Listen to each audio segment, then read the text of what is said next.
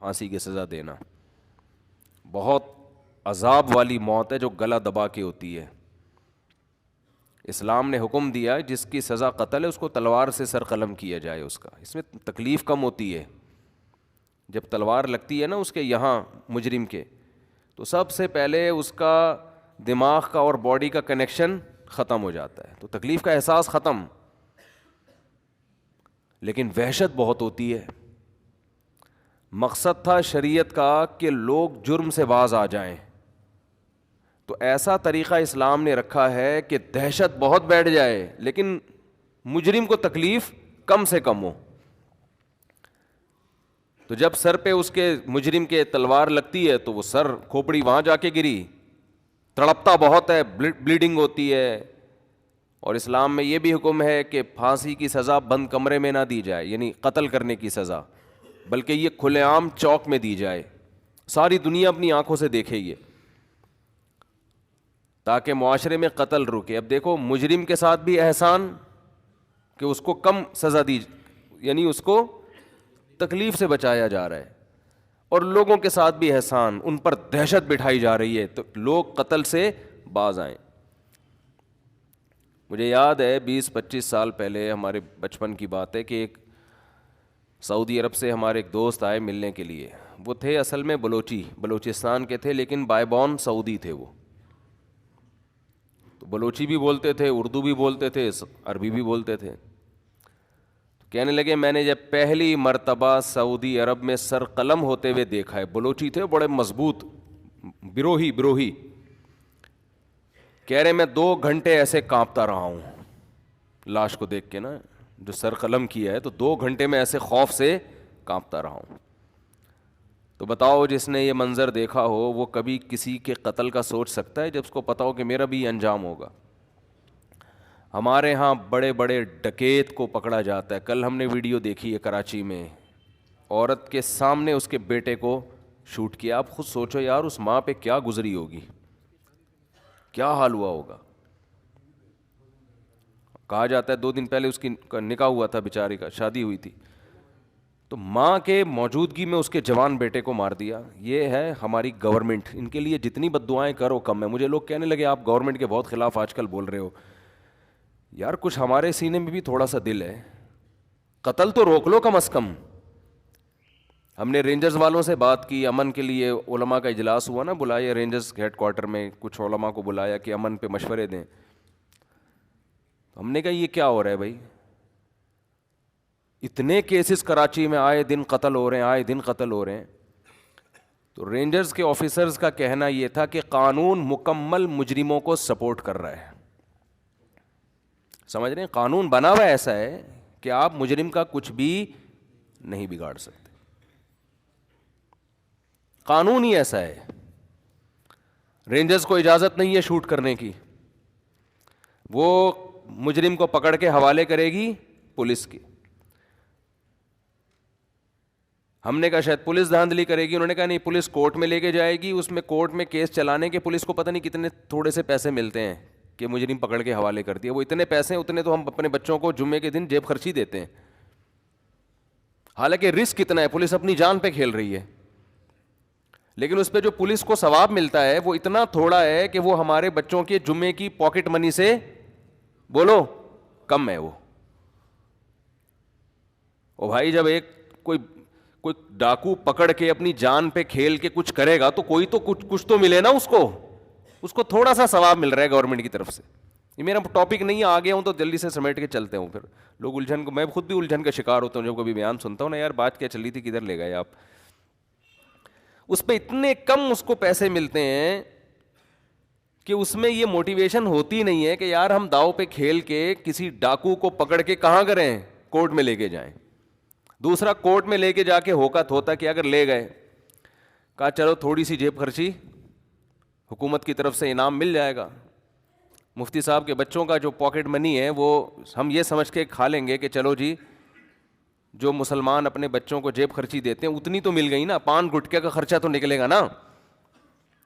Court میں لے جانے کے بعد کیا ہوتا ہے جی, گواہیاں طلب ہوتی ہیں.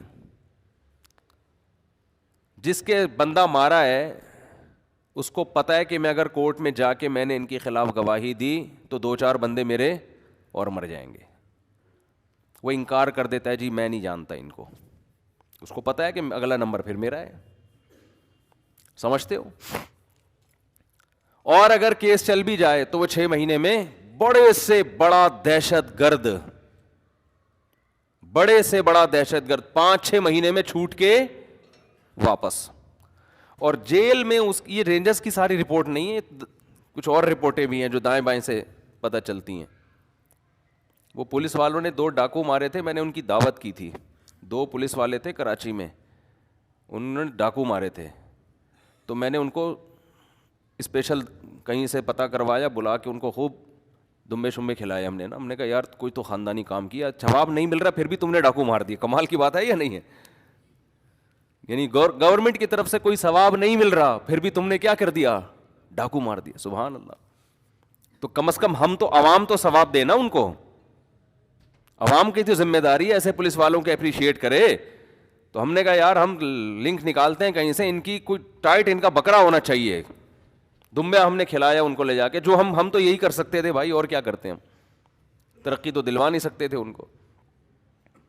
تو ان سے بھی بہت سی باتیں پتہ چلی. انہوں نے بولے قانون بھائی اسی طرح کا بنا ہوا ہے, کورٹ میں لے کے جاؤ رہا ہو جاتے ہیں, کیس ہی نہیں چلتا. اور جیل میں گئے تو 5-6 مہینے بعد نکل گئے. اور جیل میں جانے کے بعد ان کی ملاقات اپنے جیسے 2-4 اور لوگوں سے ہوتی ہے وہاں پہ. یہ 6 بندے مار کے آئے ہوئے, 8 بندے مار کے آئے ہوئے, 3 بندے مارا ہوا ہے, اور سناؤ بھائی تم نے کتنے ہو, کہ 3 مارے. یار ہم نے تو صرف 2 پہ ہی ابھی تک گزارا کیا ہوا ہے ہم نے. یہ چل رہا ہوتا ہے جیل میں. اچھا تم پکڑے کیوں گئے؟ اس نے کہا میرے سے یہ غلطی ہوئی تھی. چلو ہم شیئر کرتے ہیں آپس میں نا, آئندہ ہم نے وہ غلطی دوبارہ تجربے سے سیکھتے ہیں. جیسے جہاز جب بھی گرتا ہے نا تو بلیک وہ کیا ہے, بلیک باکس ہوتا ہے نا, بلیک کلر کا باکس ہوتا ہے جو نکالا جاتا ہے, اس کو کیا بولتے ہیں, بلیک باکس ہی کہتے ہیں. وہ نکالا جاتا ہے تو اس میں دیکھا جاتا ہے بھائی کون سی غلطی ہے جس کی وجہ سے جہاز کریش ہوا. تو تمام جہاز کی کمپنیوں کو وہ بتایا جاتا ہے, میٹنگ ہوتی ہے کہ بھئی آئندہ یہ غلطی نہیں ہونی چاہیے. بالکل یہی ہے ان کا. دہشت گردوں کے سالانہ اجلاس بھی جیل میں ہوتے ہیں, سہمائی ششمائی امتحانات سارے ان کے جیل میں ہوتے ہیں, ان کی آپس کی میٹنگ ہوتی ہے. تو پھر ان کو پکڑ کے پھر یہ آپس میں سیکھتے ہیں ایک دوسرے سے, پھر باہر نکلتے ہیں, پھر لائف کو انجوائے کرتے ہیں. جہنم تو اللہ ان لوگوں سے بھرے گا انشاءاللہ, ان ڈاکوؤں سے. اللہ نے تو نہیں چھوڑنا. یہ تو دنیا کی سزا ہے جو ہم تو یہ واقعہ ہنس ہنس کے سن رہے ہیں, سنا رہے ہیں, لیکن جن پہ گزرتی ہے, جن کے لوگ قتل ہوتے ہیں نا, ان سے پوچھو. ہمارے بیان میں ایک صاحب بیٹھتے ہیں, شاید ابھی یہاں آئے ہوئے بھی, ان کا اکلوتا بیٹا ڈاکوؤں نے قتل کر دیا. اب کیس چلا ہے, وہ ڈاکو کہیں پکڑا گیا ہوگا اتفاق سے, ورنہ پکڑے کہاں جاتے ہیں. تو اب وہ سلو کے لیے آئے ہوئے ہیں ڈاکو کے لواحقین ان صاحب کے پاس. میں نے کہا اگر آپ نے سلو کی نا ان کے ساتھ, یہ قوم کے ساتھ غداری ہوگی. کوئی سلو وہ نہیں بنتی, کوئی رحم دلی, کوئی نرم دلی. اس کو چھوڑنا اس کی علامت ہے کہ آپ 30-40 بندے اور مروا رہے ہو. اسلام نے ڈاکوؤں کے ساتھ رحم کی اجازت نہیں دی ہے, یہ ذہن میں رکھو. اسلام اس ڈاکو کو رحم کرنے کی اجازت دیتا ہے جو گرفتاری سے پہلے توبہ کر لے اور توبہ کے آثار بھی ظاہر ہوں. توبہ کا مطلب کیا ہے؟ ڈکیتی کی اس نے, اس کو خیال آ گیا, ابھی پکڑا نہیں گیا ہے, اس نے گڑ گڑا کے توبہ کر لی, اور صرف توبہ جو اس کا اور اللہ کا معاملہ ہے وہ نہیں, بلکہ اس کے عمل سے لوگوں کو پتہ چل جائے کہ اس نے یہ تمام غلط ایکٹیویٹیز چھوڑ دی ہیں. اس کے عمل سے پتہ چل جائے, کیونکہ دل کی حالت اللہ جانتا ہے. دل سے تو اللہ توبہ قبول کر لے گا, لیکن وہ آخرت میں. دنیا کا معاملہ یہ ہے کہ اس کے عمل سے لوگوں کو پتہ چل جائے کہ اب یہ ویسا نہیں ہے جیسا پہلے ہوا کرتا تھا. تو قرآن کہتا ہے اس کی سزا پھر ڈاکوؤں والی نہیں ہے. الا الذین تابوا من قبل ان تقدروا علیہم.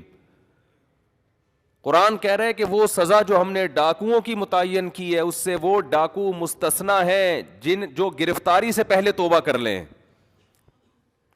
لیکن آن دا اسپاٹ اگر پکڑا جائے یا ڈکیتی کے بعد توبہ سے پہلے پکڑا جائے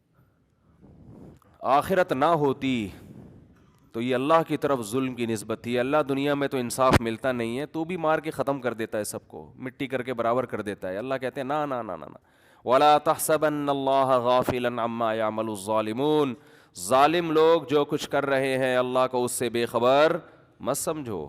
اللہ غافل نہیں ہے اس سے. کیسے وہ بوڑھا باپ بیچارہ کتنے دن روتا رہا, یہیں ہمارے ساتھ, آپ نے بھی دیکھا ہوگا نا, اکلوتا بیٹا اس کا ہے, اکلوتا ہی ہے نا, اکلوتا بیٹا تھا ان کا, جوان لڑکا شہید کر دیا, بڑھاپے کا سہارا بننے والا تھا, چند ٹکوں کی خاطر, چند پیسوں کی خاطر. تو انشاءاللہ یہ سارا ثواب گورنمنٹ کے کھاتے میں بھی جا رہا ہے, جو اسمبلیوں میں بدبخت لوگ بیٹھے ہوئے ہیں ان کے کھاتے میں بھی جا رہا ہے انشاءاللہ یہ سارا عذاب بالکل ٹس, جب تک ان کا اپنا کوئی بندہ نہیں مرے گا. مجھے یاد ہے ایک ملک کا نام نہیں میں لینا چاہتا, اس کا اپنا بیٹا جو ہے نا بادشاہ کا, وہ شہزادہ نشے میں مر گیا, فوراً اس کنٹری میں نشے پر پابندی لگا دی گئی, اپنا بندہ مرا ہے ان کا نشہ کر کے. تو کوئی ڈاکو جب ان کو پکڑے گا, ان کو چھینے گا شاید تھوڑا سا کچھ, ورنہ یہ عوام مرتی رہے. عوام بہت زیادہ ہو رہا ہے کراچی میں, بہت زیادہ ہو رہا ہے, تھوڑا نہیں ہو رہا, ہر ہفتے کی رپورٹ ہے. اور میرے بھائی آپ بھی لائسنس بناؤ, اسلحہ رکھو, اپنا ڈیفینس کرو خود, گورنمنٹ سے آپ امیدیں نہ لگاؤ. دیکھو میں ڈیفینس کا ایک طریقہ بتاتا ہوں آپ کو. زیادہ سے زیادہ جو لوگ ہیں, جو سنجیدہ لوگ ہیں, وہ لائسنس رکھیں, قانونی اسلحہ رکھیں, خاص طور پہ جو دکانوں پہ بیٹھے ہوئے لوگ ہیں. ہونا یہ چاہیے کہ ایک شاپ پہ اگر ڈکیتی ہو رہی ہے تو دوسرے سامنے والے کے پاس پسٹل ہونی چاہیے, یہ آپ کا قانونی حق ہے, آپ اس وقت فائر کھول سکتے ہیں, اس وقت یہ لیگل نہیں ہے. سمجھتے ہو کہ نہیں سمجھتے؟ اب عوام بھی ایسی بزدل بن گئی ہے, دو بندے آ کے پورے بازار کو لوٹ رہے ہوتے ہیں, باقی تماشا دیکھ رہے ہیں. ہم بچپن میں پنجاب جایا کرتے تھے, وہاں ڈکیتی کا امکان ہی نہیں تھا. وہاں وجہ یہ تھی کہ اکثر لوگوں کے پاس اسلحہ ہوتا تھا, کوئی اگر گن پوائنٹ پہ کچھ چھین رہا ہے تو لوگ جانے نہیں دیتے تھے اس کو, ادھر سے بھی بندہ آ گیا وہ ہاتھوں سے ہی پکڑ لیتے تھے, ٹھیک ہے نا. اتنے سارے لوگوں کو کون, تو آن دا اسپاٹ کوئی بندہ اگر قتل کی کوشش کر رہا ہے, آپ ڈیفینس میں بندہ اپنی جان بچانے کے لیے مار سکتے ہیں. لیکن لوگ مارتے کیوں نہیں ہیں؟ ایک تو اس لیے کہ اسلحہ نہیں ہے, نمبر دو مارنے میں ڈر یہ کہ ہم نے یہاں سے مارا, کوئی اس کا دوسرا چھپ کے بیٹھا ہوا ہے, وہ وہاں سے فائر کھول دے گا. تو جب سب لوگ ایک کمیونٹی بن کے سب اپنا ڈیفینس کریں گے کہ بھئی یہاں کسی بھی دکان پہ کوئی اسنیچنگ کا واقعہ ہوتا ہے یا اس گلی میں کچھ ہوتا ہے, تو ہم سب نے مل کے اس ڈاکو کو کسی نے بھی بھاگنے نہیں دینا.